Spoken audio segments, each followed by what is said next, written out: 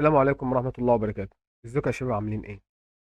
المرة اللي فاتت اتكلمنا عن اللوب، وعرفنا ان اللوب دي تعني الحلقات التكرارية، وقلنا ان انا بحتاجها لما اكون محتاج اكرر كود معين او امر معين لعدد معين من الايه، من المرات. جميل. جميل جدا. وزي ما احنا شفنا المثال اللي كان قدامنا ان انا كنت بطبع الارقام من 1 ل5، ولكن كنت بنفذ كل امر على حده. يعني كنت باجي اول حاجه بقول له برنت 1، بعد كده انزل برنت 2، برنت 3، برنت 4، وهكذا. تمام. وقلنا ان شاء الله ان احنا هنطبق المثال ده، او هنحسن المثال ده باستخدام اللوب. وان شاء الله هنتكلم عن اول نوع عندنا في اللوب، الا وهو الفور لوب. جميل. طيب، زي ما احنا عارفين، انا دلوقتي عايز اعمل برنامج يتكرر، او ان انا عايز اعمل حاجة بتتكرر 5 مرات، وكل مرة بيطبع لي رقم معين، مثلا من 1 2 3 4. جميل. طيب، طالما قلت تكرار، طالما قلت عايز انفذ حاجة اكتر من مرة، طالما قلت اي معنى يجي في دماغك بيوحي او بيعبر عن التكرار، فانت لازم تحط في دماغك ان انت هتستخدم لوب. يعني بالبساطة خالص، لما تيجي في ذهنك كده بتفكر في حل معين، او بتفكر ان انت تعمل حاجه معينه، اول ما تيجي في ذهنك ان انت عايز ده عايز تتكرر كم مره، ده عايز انفذها مرتين، اعمل كذا اكتر من مره، طالما جبت سيره تكرار يبقى انت لازم يجي في دماغك مين؟ اللوب. طيب، احنا هناخد اول لوب عندنا وهي الفور لوب. تعال نشوف الفور لوب دي بتتعمل ازاي. اول حاجه بكتب كلمه فور. تمام. وعندي الفور دي بتاخد، محتاجه 3 حاجات: حاجة هنا وحاجة هنا وحاجة هنا. جميل. خلي بالك، لو متذكر الفيديو اللي فات اتكلمنا وقلت ان اي لوب عندك بيكون معاها مين؟ عداد بيعد. العداد ده بيعد ايه؟ بيعد اللفات اللي هو لفها الوقت. يعني البرنامج لف مرة، العداد يبقى يقول لك 1. البرنامج لف 2، العداد يقول لك 2. البرنامج لف 3، العداد يقول لك 3. طب العداد ده انا هعمله ازاي؟ قال لك هتيجي هنا. العداد ده عبارة عن متغير انتجر، وليكن له اسم معين، وهيبدأ نفترض منين؟ من 1. انت عايز العداد بتاعك يبدأ من اول ايه؟ من اول 1. جميل. جميل.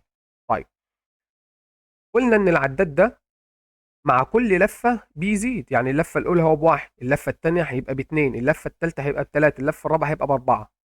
طب هو هيزيد ازاي؟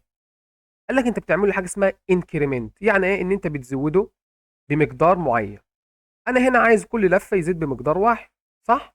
فباجي هنا تحت، باجي هنا في الطرف الثاني هنا، بقول له ان الاي اللي هو الكاونتر بتاعي ده بلس بلس. يعني ايه كلمه بلس بلس ده؟ يعني قيمه الاي ضيف لي عليها 1. لو هي ب1 ضيف لي على 1، اذا ب2.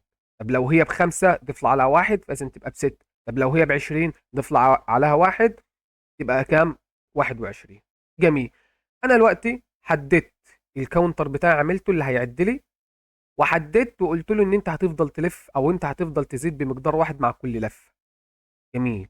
طيب انا عايز اعرف بقى، انا هلف كام لفة؟ انا عايز اقول للبرنامج انا عايز الف 5 لفات.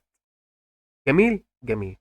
طيب، خلي بالك، علشان تقول له 5 لفات انت هتعتمد على الكاونتر اللي معاه.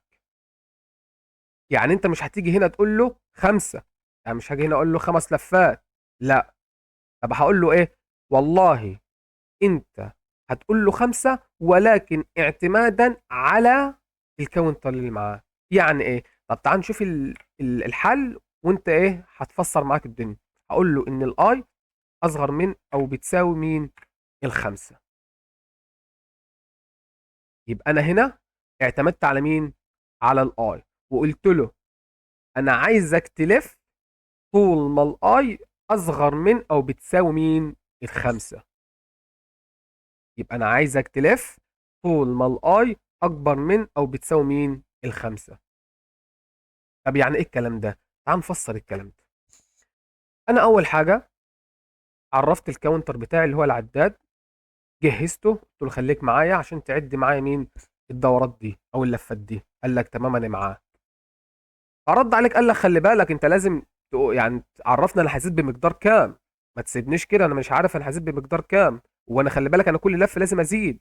قلت له يا عم ما تشغلش بالك، انت هتزيد كل مره كل لفه بمقدار مين واحد. ازاي؟ عن طريق ان انا جيت هنا قلت له الاي بلس بلس. جميل. طيب الكاونتر بقى هيقول لك طب احنا هنلف لغايه كام، او انت عايز اللوب دي او انت عايز تكرر الكود ده كم مره. هقول له بص يا عم الكاونتر، انت هتفضل تكرر الكود ده او هتفضل تكرر اللوب دي لحد ما حضرتك توصل لغايه رقم 5. طول ما انت قبل الخمسه انت شغال، وصلت للخمسه خلاص انت اخرك 5، ما عادش تعمل لي حاجه تانية وما عادش تكرر لي حاجه تانية. يبقى بكل بساطه كانك بتتكلم مع الكاونتر. كاونتر انشاته، تعالى يا كاونتر انت موجود اهو. كاونتر هيقول لك انا عايز ازيد، هقول لك تمام مفيش مشكله انت هتزيد بمقدار واحد. طب انا هفضل هزيد لغايه امتى وهفضل اكرر لغايه امتى وهفضل اشتغل لغايه امتى؟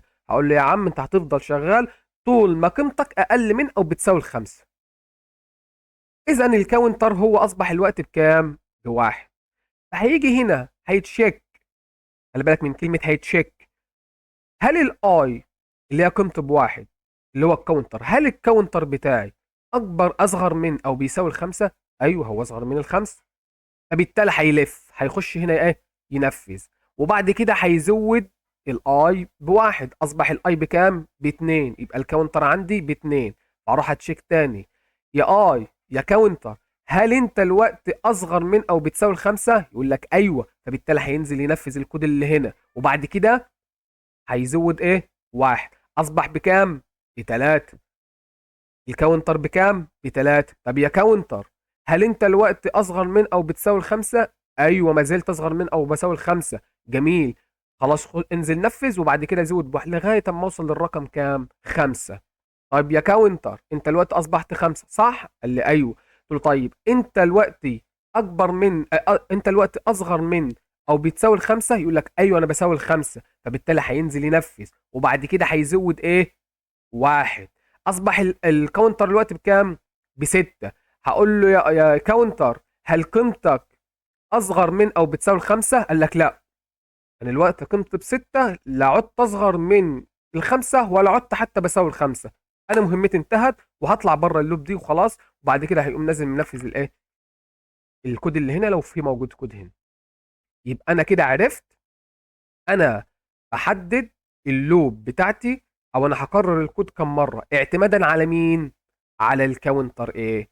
على الكاونتر بتاعي. يبقى اذا انا ممكن اجي هنا اقول له جميل قوي برنت مين بقى، مين بقى اللي عمال يعد بقى من واحد لخمسة عشان عايز اطبع من واحد لخمسة؟ مين اللي قيمته كل مرة كل لفة بتزيد؟ مين اللي قيمته أول واحد بتساوي واحد؟ مين اللي قيمته تاني لفة بتساوي اتنين؟ مين اللي قيمته تالت لفة بيساوي تلاتة؟ مين اللي قيمته بتساوي رابع لفة بيساوي أربعة؟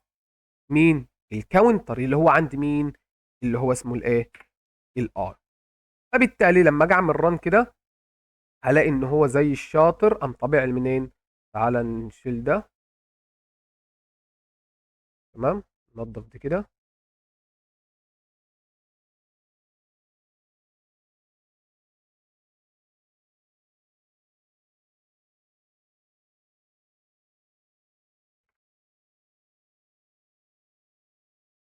فين الكود؟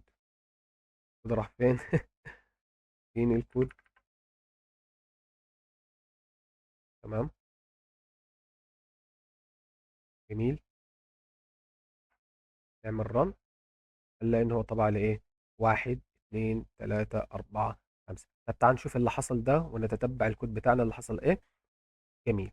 طيب أول حاجة أنا عندي الأي الكاونتر بتاع مين؟ بواحد. فالعدة الأولى واحد. فطبع دخل تشيك، يا اي يا كاونتر هل انت اصغر من او بتساوي الخمسه؟ ايوه. فبالتالي قام رايح طالع داخل طابع الكاونتر بتاع اللي هو قيمته بمين؟ بواحد اهو. طبعا اول حاجه واحد، وبعد كده زود الاي بكام؟ بواحد، اصبح واحد وواحد يبقى كام؟ اتنين. فاصبح ده قيمته كام؟ اتنين.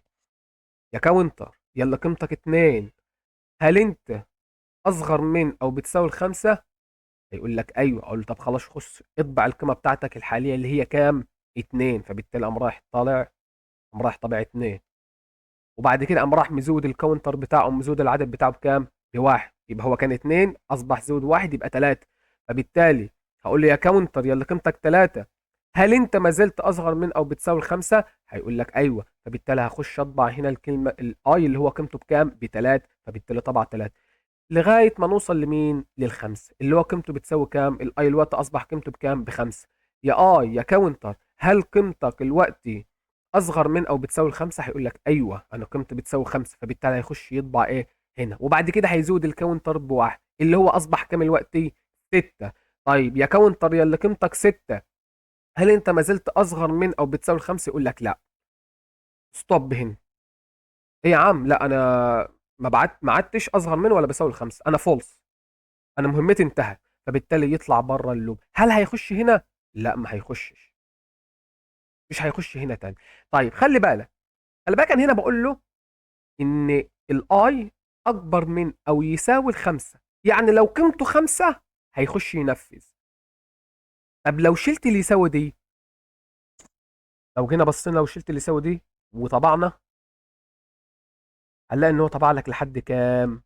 أربعة. لأن طب ليه ما طبعش الخمسة؟ لأن هو مثلا أصبح قيمته بخمسة. طيب يا يا اللي بخمسة، هل قيمتك أصغر من الخمسة؟ لا ما أناش أصغر من خمسة، ده أنا بساوي الخمسة. لا يبقى الشرط غلط. فبالتالي أنا هطلع ومش إيه، ومش هنفذ، مش هطبع الإيه؟ الآي. جميل. يبقى ده بالنسبة لمين؟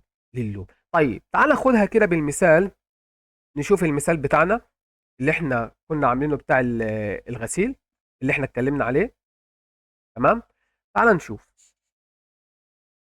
انا طبعت جمله، قلت له جمله كده بسيطه، قلت له ابدا بالغسيل. تمام. فبالتالي انا عارف ان دوره الغسيل عندي علشان الهدوم تنضف انا عارف ان هو لازم يدور 10 لفات. فبالتالي رحت عملت فول لوب، وعملت جهزت الكاونتر بتاعي، وقلت له انت هتبدا من اول واحد وهتلف كام؟ 10 لفات. انا كده كاني بقول له انت هتلف 10 لفات. وبعد كده هزود العداد بتاعي كل لفه بواحد. وبعد كده هقول له ايه؟ دي دوره الغسيل رقم كام؟ اي. فبالتالي هيفضل يطبع لي دوره الغسيل من واحد لغايه مين؟ 10. وهكذا اما راح خلص دوره الغسيل بدا بدوره التشطيف. فبالتالي انا عارف ان دوره التشطيف، عارف ان انا عشان اشطف الهدوم دي محتاج ان انا ايه؟ ان انا الغساله تدور سبع مرات. فبالتالي رحت عملت فور لوب الفها عداد برضه، والعداد ده هيفضل يلف لغايه اما قيمته تساوي سبعه. وبالتالي برضه ايه؟ هزود الكاونتر مع كل لفه. تمام. وهطبع برضه مين؟ كل اللفات السبع لفات بتوع مين؟ بتوع التشطيف. وهكذا مع مين؟ وهكذا مع التنشيف. طب تعال نشوف كده الكود، تعال نشوف اللي حصل هيطبع لنا ايه. اهو هنلاقي ان هو بدأ بمرحلة مين؟ الغسيل. طبع الدورة الأولى، الغسيل الأولى والثانية والثالثة لغاية لما وصل لدورة الغسيل 10. خلص العشرة المطلوبين منه، قام راح بادئ في مين؟ التشطيب. خلص الأولى والثانية والثالثة لغاية ما وصل للسبعة المطلوبة منه. بعد كده قام راح بادئ بمرحلة مين؟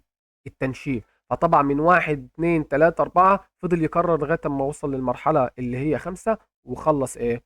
وخلص الغسيل. والغسيل إيه؟ أو الهدوم إيه؟ جاهزه، وجاهزه ان انت ايه؟ تطلعها من الغساله. يبقى اذا فهمنا اللوب. احنا فهمنا فكره اللوب. مجرد ما يجي في ذهنك او في تفكيرك وانت بتفكر كده في حاجه في كود برمجي، هكرر او انا عايز اعمل الحاجه دي اكتر من مره، يجي في دماغك على طول مين؟